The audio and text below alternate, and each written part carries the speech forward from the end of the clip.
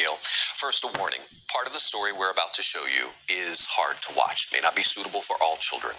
But this is a story about what happened to 22-year-old Jacqueline Duran, a college student and an experienced dog sitter in North Texas. She was mauled by two dogs.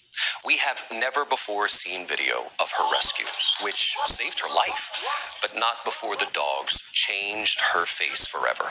I want you to know we spent the last 2 months following this story, her recovery. She's got a long road ahead. But she said to us, I have a story to tell and I want people to hear it. And she hopes you'll listen. Jacqueline Duran's face was nearly erased 2 days before Christmas and 1 day before her 22nd birthday. It happened on a dog-sitting trip gone horrifically wrong in the Dallas, Texas suburb of Coppell. I see her feet right there. First responder body camera video shows the two dogs who attacked her holding the police at bay, leaving Jacqueline agonizing for help. We can't make entry because of the dogs. The dogs, in the instant after she opened the door, were not like the lovely dogs Jacqueline said she had met once before. Sam, can you hear me? Are you the only one inside? Is the big dog right next to you?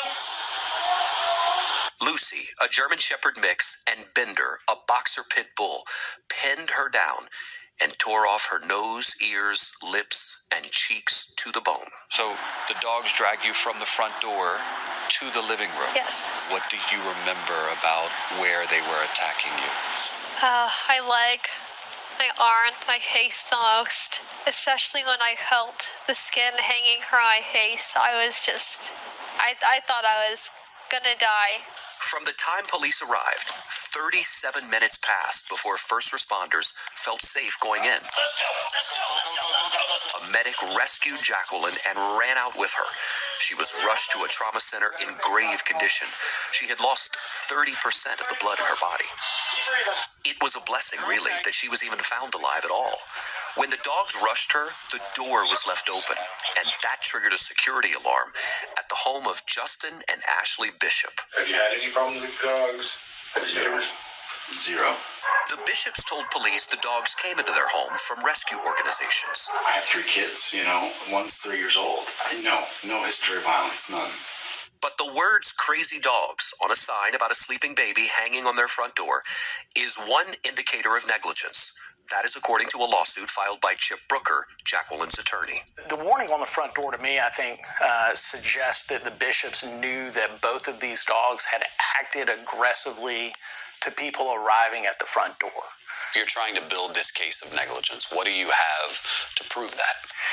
What we have to prove is an examination of the dogs that we did after this attack, which we believe shows that the dogs were dangerous and had vicious propensities. The Bishops turned down a request by CBS News for an interview, but in a statement they said they were heartbroken about what happened. The police videos show how cautious officers were even when trying to contain the dogs, particularly Bender. Once at the hospital, emergency surgery lasted for 7 hours before Jacqueline's parents, John and Shirley Duran, heard from one of the doctors. She had to be resuscitated on the trauma table. Multiple times. Describe for me the moment you first saw her after the attack. I was just glad to see her alive. Her whole face was totally bandaged. They had her in an induced coma for over a week. Must have been somewhat deceiving because the bandages really covered up the worst of it. It did. Exactly. It really did. I just kept telling her that she was a miracle and that she was going to be restored. She will be. When we met Jacqueline 7 weeks after she had been in the hospital, doctors had grafted skin from her buttocks and her forehead to start the process of rebuilding her face. I feel like I didn't ask for this, so I think that it's time to show who I am now, and I can't be scared of it. What are you hoping to get across with this interview? I want for dog owners to know their animals and be able to communicate with their sitters, how they are. These are the same dogs who you had met a week earlier that you said were lovely. Yeah.